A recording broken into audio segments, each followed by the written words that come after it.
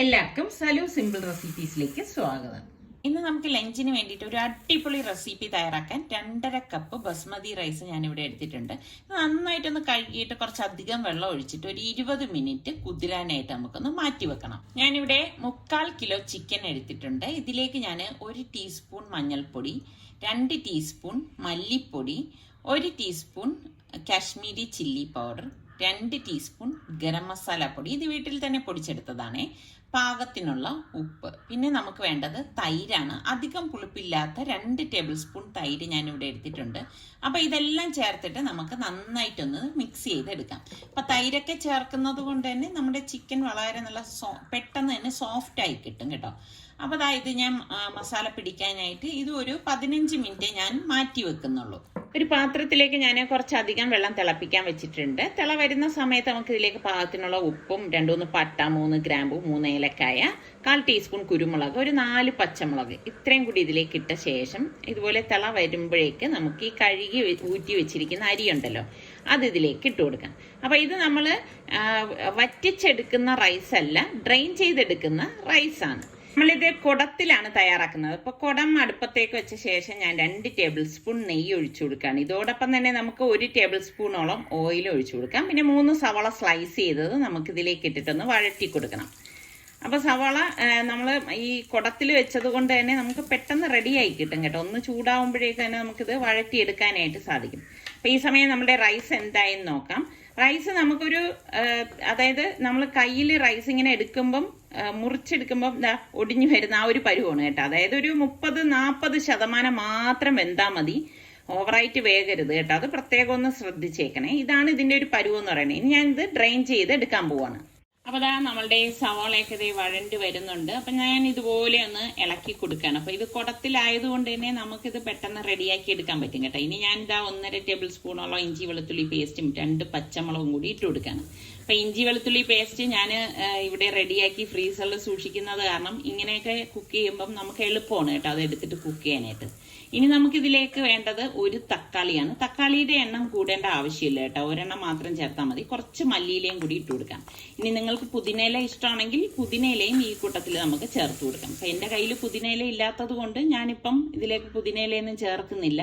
എന്നിട്ട് നമുക്ക് ഇതുപോലെ ഒന്ന് വഴറ്റി കൊടുത്ത ശേഷം നമ്മൾ മാരിനേറ്റ് ചെയ്ത് വെച്ചിരിക്കുന്ന ചിക്കൻ ഉണ്ടല്ലോ അത് നമുക്ക് ഇതിലേക്ക് ഇട്ട് കൊടുക്കണം. ഇട്ട് കൊടുത്ത ശേഷം നമുക്കിനിയിപ്പം ഇതിപ്പം ആ ചാറെല്ലാം നല്ലതുപോലെ ഇതിലേക്ക് വരത്തക്ക രീതിയിൽ ഒന്ന് ഇട്ട് കൊടുക്കണേ. എന്നിട്ട് ഇതുപോലെ ഒന്ന് നമുക്കൊന്ന് ഇളക്കി കൊടുക്കാം. അടി ചേർത്തൊന്ന് ഇളക്കിയെടുക്കണം. സവാളയും ചിക്കനും ഒക്കെ മിക്സ് ആവത്തക്ക രീതിയിൽ ഇളക്കണം. എന്നിട്ട് ഞാൻ ഒന്ന് മൂടി വെച്ച് കൊടുക്കാണ് കേട്ടോ. ഒരു 5 മിനിറ്റ് കഴിഞ്ഞിട്ട് ഞാൻ അടപ്പ് മാറ്റിയിട്ട് വീണ്ടും ഇതൊന്ന് ഇളക്കി കൊടുക്കാണ്. ഒരുപാട് നേരം നമ്മളിങ്ങനെ വെക്കേണ്ട ആവശ്യമില്ല കേട്ടോ. അപ്പോൾ എല്ലാം ചേർത്ത് ഞാൻ ഇളക്കി എടുത്തിട്ടുണ്ട്. ഇനി നമുക്കിതിലേക്ക് വേണ്ട തേങ്ങാപ്പാലാണ്. ഞാനിവിടെ 1 കപ്പോളം തേങ്ങാപ്പാൽ, നല്ല കുറുകിയ തേങ്ങാപ്പാലാണ് ഒഴിച്ചു കൊടുക്കുന്നത്. തേങ്ങാപ്പാൽ ചേർത്തിട്ട് നമ്മളിത് ഉണ്ടാക്കിയെടുക്കുമ്പം അടിപൊളി ടേസ്റ്റാണ് കേട്ടോ. തേങ്ങാപ്പാലും ചേർത്ത് നമുക്ക് എല്ലാം വീണ്ടും നന്നായിട്ടൊന്ന് മിക്സ് ചെയ്ത് കൊടുക്കണം. അപ്പം ഇതിലേക്ക് ഇനി നമ്മൾ വെള്ളമൊന്നും ആഡ് ചെയ്യേണ്ട ആവശ്യമില്ല. വളരെ ലോ ഫ്ലെയിമിൽ വേണം ഇനി നമുക്ക് ഫ്ലെയിം വെച്ച് കൊടുക്കാം. അപ്പം ഞാൻ ഡ്രെയിൻ ചെയ്തിരിക്കുന്ന റൈസ് ഉണ്ടല്ലോ അത് ഞാൻ ഇപ്പോൾ ഈ ചിക്കൻ്റെ മീതെ ഇതുപോലെ ഇട്ട് കൊടുക്കുകയാണ് കേട്ടോ. അപ്പം നമ്മൾ ഇനി ഇങ്ങനെയാണ് ഇത് റെഡിയാക്കി എടുക്കുന്നത്. അപ്പം ഞാൻ പകുതി റൈസ് ഇട്ട് കൊടുത്ത ശേഷം ഫ്രൈ ചെയ്തെടുത്ത് വെച്ചിരിക്കുന്ന സവാള നേരത്തെ തന്നെ ഫ്രൈ ചെയ്തെടുത്ത് വെച്ചിട്ടുണ്ടായിരുന്നു കേട്ടോ. പിന്നെ കുറച്ച് അണ്ടിപ്പരിപ്പും കിസ്മിസും ഒക്കെ ഇട്ട് കൊടുക്കുകയാണ്. പിന്നെ നമ്മളുടെ മല്ലിയിലയും കൂടി ഇട്ട് കൊടുക്കുകയാണ്.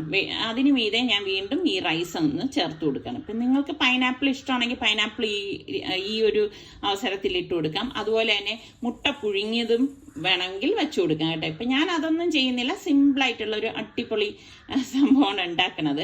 അപ്പോൾ വീണ്ടും ഞാൻ റൈസിന് മീതെ ഈ പറഞ്ഞ സവാളയും വറുത്തതും അണ്ടിപ്പരിപ്പ് കിസ്മസ് ഒക്കെ വെച്ച ശേഷം ഒരു വാഴയില വാട്ടിയെടുത്തത് ഞാൻ അതിങ്ങനെ ടൈറ്റ് ചെയ്ത് ഉള്ളിലേക്ക് ഇറക്കിയാണ് ഞാനൊന്ന് കവർ ചെയ്തെടുക്കുന്നത് കേട്ടോ. ഇതൊക്കെ നിങ്ങളുടെ ഇഷ്ടത്തിനനുസരിച്ച് എങ്ങനെയാണെന്ന് വെച്ചാൽ ചെയ്യാം. അതിനുള്ളിലെ ആവി പുറത്ത് പോരുത്, അത്ര മാത്രമേ ഉള്ളൂ. അപ്പം ഞാൻ വീണ്ടും ഒരു അലുമിനിയം ഫോയിൽ കൊണ്ട് ഈ കുടം അങ്ങ് കവർ ചെയ്യാൻ പോവാണ്. അപ്പം അപ്പം നിങ്ങൾ മൈദാമാവ് വെച്ചിട്ട് അടപ്പ് വെച്ച് അടയ്ക്കണമെങ്കിൽ അങ്ങനെ ചെയ്യാം. ശരിക്കും പറഞ്ഞാൽ അതിൻ്റെ ഒന്നും ആവശ്യമില്ല കേട്ടോ. ഇതുപോലെ ഒന്ന് കവർ ചെയ്ത് അടപ്പ് കൊണ്ടൊന്ന് മൂടി വെച്ചാൽ മതി. ഞാൻ 30 മിനിറ്റ് വളരെ ലോ ഫ്ലെയിമിൽ വെച്ചിട്ടാണ് ഇത് റെഡിയാക്കി എടുത്തത്. അതിനുശേഷം ഞാൻ ഫോയിൽ മാറ്റി ഇനിയിപ്പം വാഴയില മാറ്റുവാണ്. അപ്പം വാഴയില മാറ്റുമ്പോൾ തന്നെ നല്ല അടിപൊളി മണം വരുന്നുണ്ട്. സൂപ്പർ മണമാണ് കേട്ടോ. ശരിക്കും പറഞ്ഞാൽ ഈ വീടിനുള്ളിലൊക്കെ ഈ ഒരു ബിരിയാണിയുടെ മണമാണ് നമ്മൾ ആ വാഴയില മാറ്റുമ്പോഴേക്ക് വരുന്നത്. കണ്ടോ, ഒട്ടും ആ ചോറ് ഒട്ടിപ്പിടിക്കുകയോ അല്ലെങ്കിൽ പൊടിഞ്ഞു പോവുകയോ ഒന്നും ചെയ്തിട്ടില്ല. നല്ല ചോറായിട്ട് തന്നെ ഇരിക്കുന്നുണ്ട്. അപ്പം ഞാനിത് മിക്സ് ചെയ്തിട്ട് സെർവിങ് പ്ലേറ്റിലേക്ക് മാറ്റുവാണ്. അടിപൊളി ബിരിയാണിയാണ് കേട്ടോ. അപ്പം നിങ്ങൾ ട്രൈ ചെയ്യാത്തവർ ട്രൈ ചെയ്ത് നോക്കണം. അപ്പോൾ പനീർ വെച്ചും ബീഫും മട്ടണും ഒക്കെ വെച്ചിട്ടും കുടം ബിരിയാണി തയ്യാറാക്കുന്നവരുണ്ടാവുമല്ലോ. അതിൽ നിങ്ങൾക്ക് ഏറ്റവും ഇഷ്ടപ്പെട്ട കുടം ബിരിയാണി ഏതാണെന്ന് കൂടി ഒന്ന് പറയണം കേട്ടോ. അപ്പോൾ വളരെ ടേസ്റ്റി ആയിട്ടുള്ള കുടം ബിരിയാണി ഇവിടെ റെഡി ആയിട്ടുണ്ട്. അപ്പോൾ നിങ്ങൾ എല്ലാവരും ഒന്ന് ട്രൈ ചെയ്ത് നോക്കണേ.